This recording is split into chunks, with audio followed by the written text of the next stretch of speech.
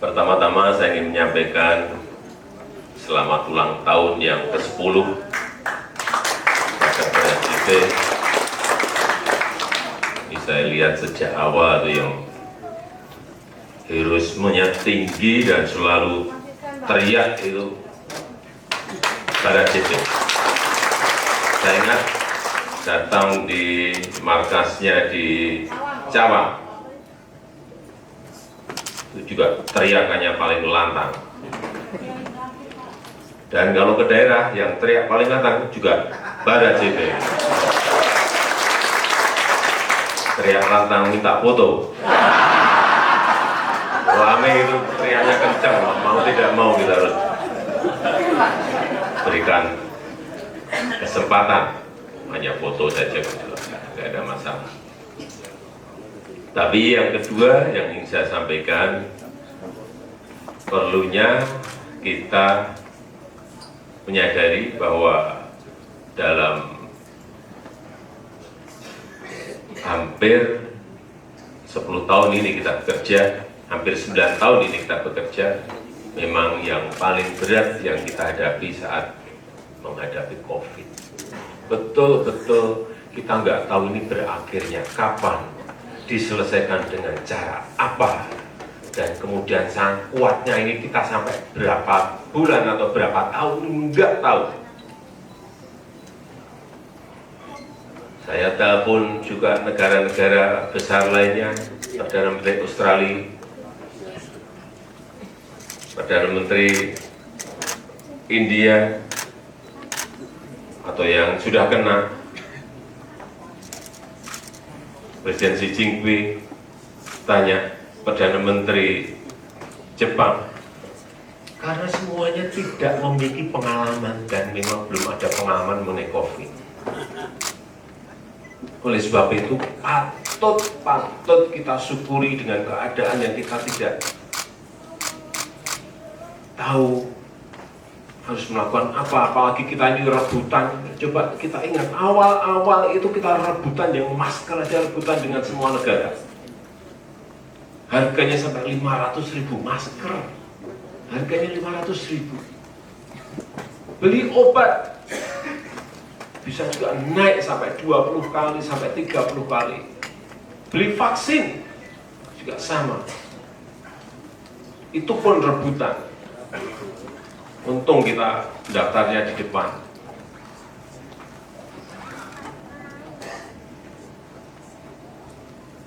Dan sekarang ini sudah 452 juta dosis vaksin yang sudah disuntikkan pada masyarakat.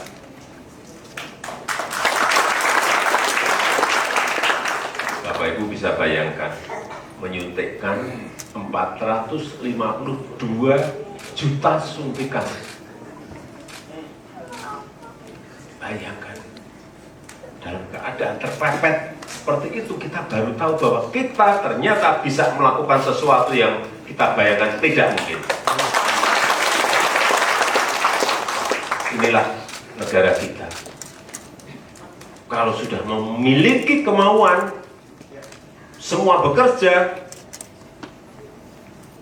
alhamdulillah semuanya bisa diselesaikan. Dan terakhir di bulan Januari yang lalu kita cek sampling di seluruh tanah air. Ternyata 98% penduduk kita ini sudah imun, entah dari suntikan vaksin atau mungkin sudah karena tertular secara alami. Sehingga ini mungkin dalam seminggu 2 minggu ini akan kita nyatakan kita masuk ke endemi. Dan pandemi masuk ke endemi. Jadi hati-hati, kalau sudah masuk ke endemi itu kalau kena COVID bayar. Sekarang masih ditanggung oleh pemerintah. Tapi begitu masuk endemi, jangan tepuk tangan dulu. Sakit COVID bayar. Konsekuensinya itu. Tapi tetap harus kita syukuri, kita harus bersyukur, karena memang dulu saya nggak bayangin ini akan selesai kapan, kemudian ekonominya akan tahan sampai kapan. nggak bisa dibayangkan. Sudah kena satu, sudah kena delta, ada lagi omikron, nanti datang lagi apa? Ternyata memang patut kita syukuri, alhamdulillah bisa selesai, dan juga ekonomi kita saat ini tidak jelek-jelek amat. Kita kalau di G20 itu masuk papan paling atas. G20 ya, negara-negara gede-gede loh ya, negara gede-gede semua seperti ini. Kita tahun kemarin yang tumbuh 5,3%. 5,3% itu tinggi sekali. Kuartal pertama tahun ini tumbuh 5,03%. Inflasi kita juga berada di angka 4%. Artinya harga-harga bisa dikendalikan. Bapak Ibu bisa tanya, kalau pas ke Eropa tanya, energi, gas, bensin, ada yang naik sampai 700%. Ada yang naik 2 kali, ada yang naik 3 kali, berarti 200%, 300%. Bayangkan kalau BBM kita, bensin kita naik 700%. Naik 20% saja demonya 4 bulan. Iya kan? Biasa kan kita naik 20%, demonya 4 bulan. Di seluruh daerah pasti itu sudah seapal saya kalau urusan BBM. Itu naik 700%.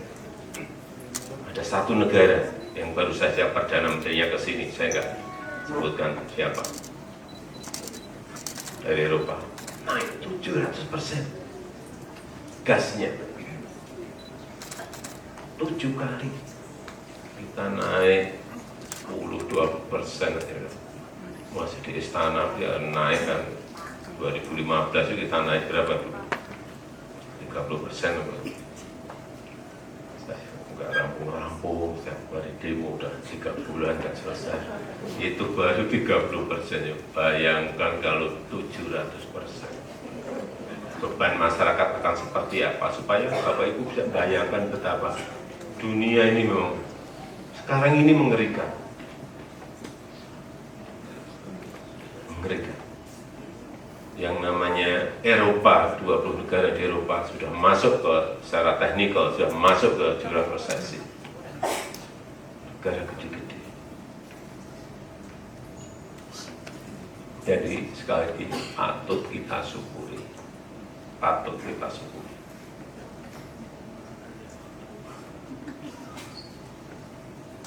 Oleh sebab itu ke depan saya wanti-wanti di mana-mana. Karena keadaan ketidakpastian global itu masih menyelimuti dunia, mungkin nggak tahu.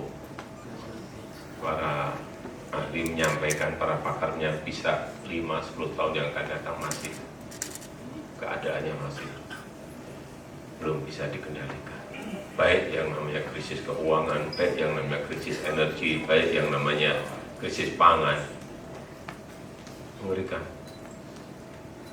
Beberapa negara sudah mulai penduduknya kelaparan. Harga pangan sudah naik, ada yang sudah sampai 2 kali. Inilah yang terus harus kita jaga dengan kerja keras. Oleh sebab itu, jangan salah memilih pemimpin.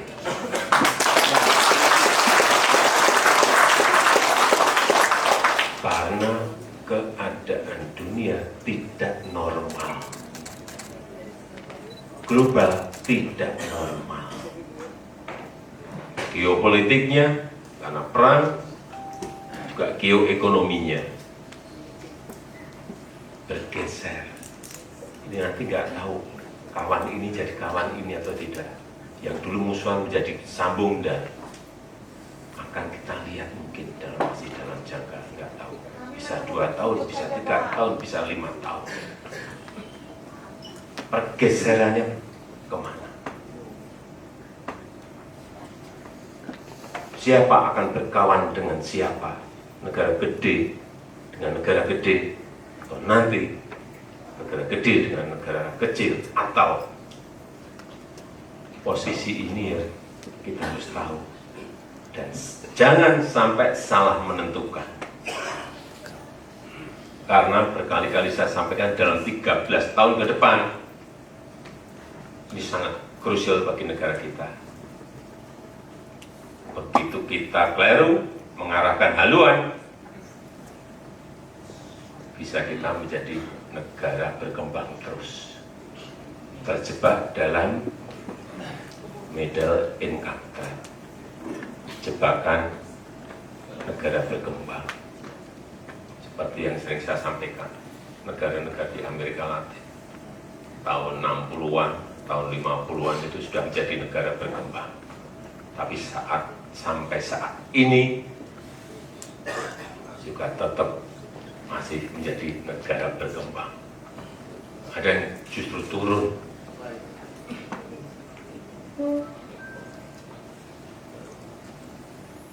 Ini yang kita tidak. Karena dari para pakar global menyampaikan Indonesia memiliki kesempatan dalam 13 tahun ini ke depan. Artinya kepemimpinan 2024 sangat menentukan. Kepemimpinan di 2029 sangat menentukan. Kepemimpinan di 2034 sangat menentukan. Kita diberi kesempatan.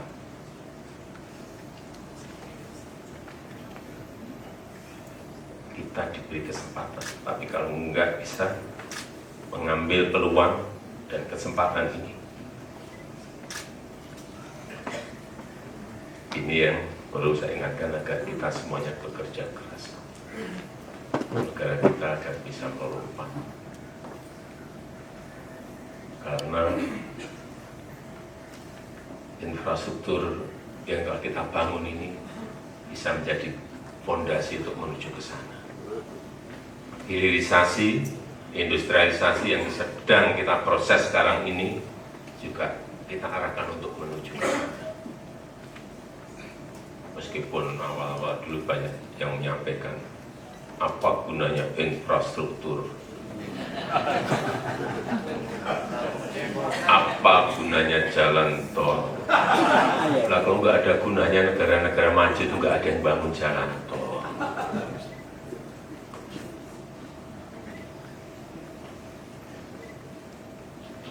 Kita sampai saat ini alhamdulillah sudah bisa membangun 2040 km jalan tol.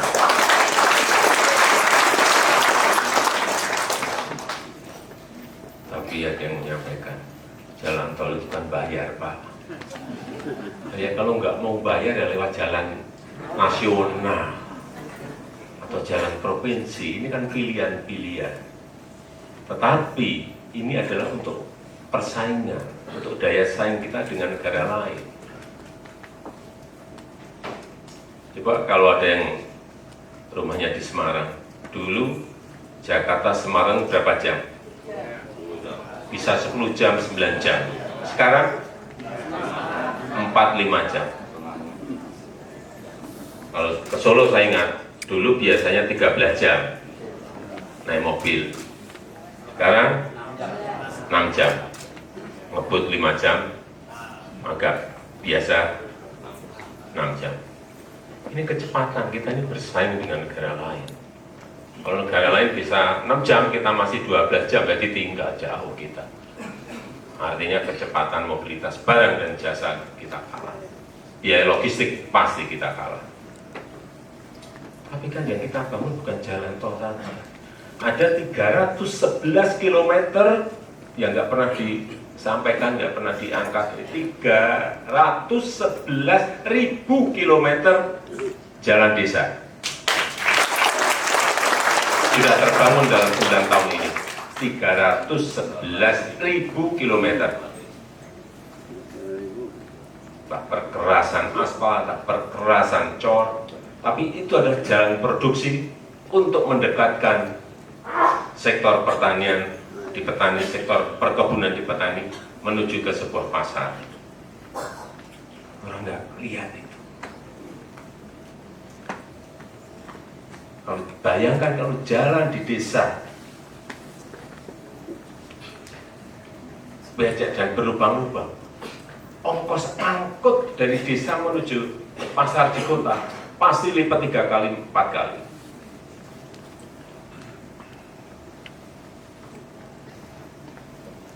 Kalau jalannya baik, ya harganya pasti normal dan kecepatan itu ada. Tapi ya sekarang ini saya cek di lapangan, kemarin beberapa sampling memang jalan daerah banyak yang rusak. Jalan provinsi, jalan kabupaten, tanggung jawabnya sebenarnya itu gubernur sama bupati sama wali kota. Tapi saya lihat ada yang sudah 12 tahun, ada yang 20 tahun, saya cek ke bawah, ada yang 8 tahun. Waduh, kalau ini memang kemungkinan nggak mampu, ya udah kita ambil alih.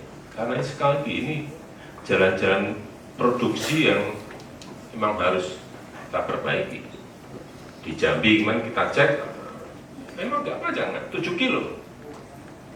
Oke, rusak berat, padahal di situ ada perkebunan nanas dikerjakan oleh petani, berapa ratus hektar, 300 hektaran. Gimana dia mau lewat kalau jalan seperti itu? Lampung yang pertama itu ya.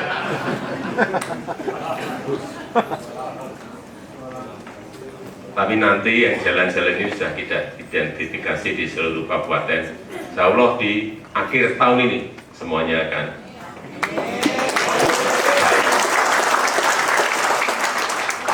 karena yang masuk ke saya itu 7.400 aduan mengenai jalan. Beserta videonya sudah masuk ke saya. Kan saya buka. Kalau saya tanya kan nggak banyak yang ngaku, tapi kalau saya buka masuk semua.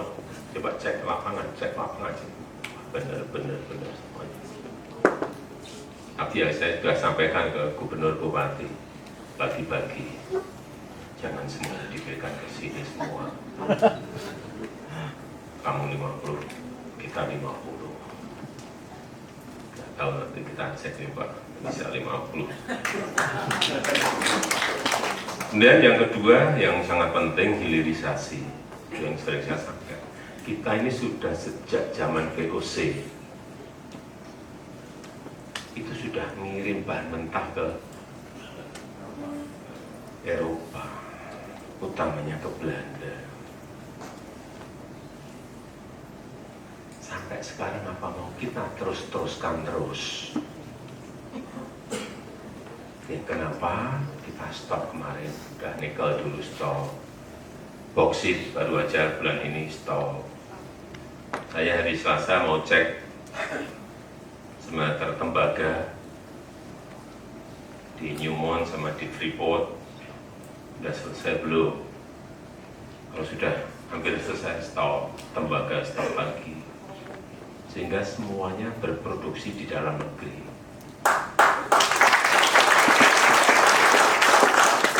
Tapi nyetop itu juga butuh nyali.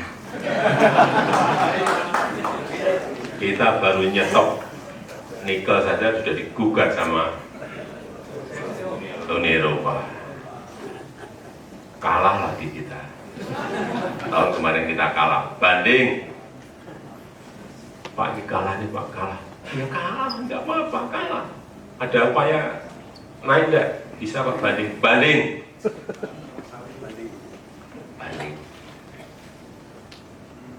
Ini boksit nanti ini digugat lagi, boksit stop, gugat lagi. Nggak tahu yang gugat mungkin dari Tiongkok mungkin, karena memang ekspor kita mentah banyak ke sana. Gugat ya, kita hadapi. Kita ini jangan kayak negara kecil gitu loh. Indonesia negara gede, negara besar, negara besar. Jangan digugat nyalinya langsung ciut dan mundur. Enggak, digugat Uni Eropa, saya itu juga masih berkawan baik kok dengan Presiden Uni Eropa, Ursula von der Leyen, bicara baik-baik. Tapi ya kita hadapi. Kita hadapi. Jangan sampai digugat kalah langsung mundur. Nggak jadi industri kita. Kita bayangin kita punya industri mobil listrik gede banget, gugat baru awal, itu kan baru digugat awal. Ini kita kan baru menyiapkan industri kathode, menyiapkan industri prekursor, menyiapkan industri aspal, EV-nya, electric vehicle-nya, lithium baterainya, kan baru kita siapin. Mungkin selesai 2027, insya Allah 2028. Tapi memang harus dicek betul itu. Ya, berapa bulan cek, ada perkembangan enggak, ada progresnya enggak. Kalau enggak, dulu Freeport janjian 30 tahun yang lalu sampai sekarang sebenarnya terjadi aja enggak. Karena memang lebih segar diekspor mentahan. Karena di situ ada emasnya, bukan hanya tembaga saja. Tapi begitu nanti ada smelter masuk ke sana kelihatan emasnya berapa ton, tembaganya berapa ton. Dan ingat, sekarang 51% mayoritas Freeport itu sudah milik kita. Dulu 50 tahun kita hanya 9%. Jadi ngomong enggak? Karena bukan pemilik. Kita sekarang 51%. Saya kemarin pendapatan berapa sih kalau 51%? Ternyata 70% pendapatan dari Freeport itu masuk ke kas negara dalam bentuk pajak badan, BPA badan, pajak karyawan, PPN, royalti, penerimaan negara bukan pajak, PNBP, kemudian dividen. Gede banget kita dapatnya. Nah ini kalau semua seperti itu dan kita berani melakukan, kita mendapatkan 51% apa mudah. Butuh nyali juga.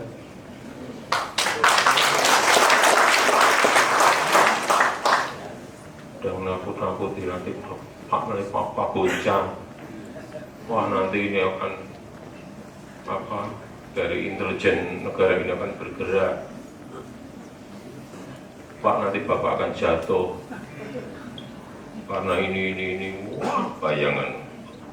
Tapi saya nggak bayangin sih. Orang-orang seperti itu kan nakut-nakuti suruh saya bayangin yang ngeri-ngeri gitu. Saya nggak bayangin, ngapain bayangin. Semua sudah diatur yang di atas.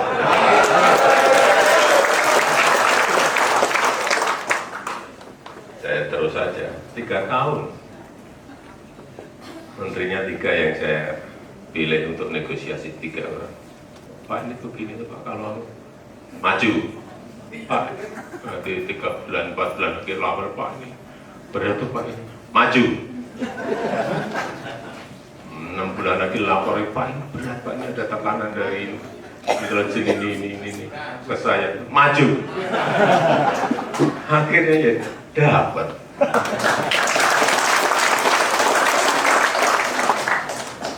Tapi ya itu, kalau ditakut-takuti udah baik, waduh nanti jatuh, saya nggak jadi presiden lagi. Nggak jadi presiden lagi, jadi rakyat biasa lagi. Dulu dia rakyat. Tadi kan juga rakyat biasa. Pasti terlalu membebani, enggak, saya nggak terbebani menjabatan. Iya kan? Ya itu yang ingin saya sampaikan dalam kesempatan yang baik ini. Dan terakhir saya titip, yang namanya dalam organisasi itu perbedaan itu biasa.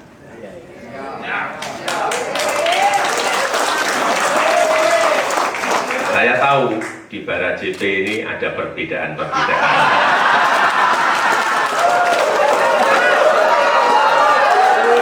Saya ngerti 100% ngerti.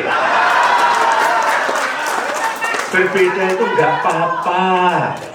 Tapi jangan sampai berantem yang menyebabkan perpecahan, jangan. Saya perlu ingatkan, kita ini kawan sejak awal loh.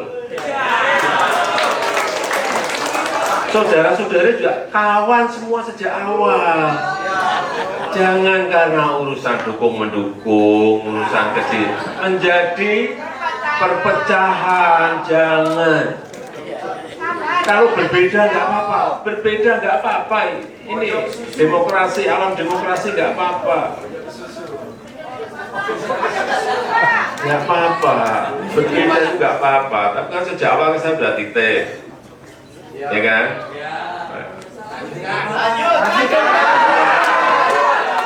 Kan jelas. Jadi titik lagi, perbedaan itu tidak apa-apa, tapi jangan menyebabkan perpecahan, apalagi nanti terjadi benturan besar, jangan. Ini saling kenal semua kok begitu. Mau dukung sana, mau dukung sini, itu demokrasi, nggak ada masalah.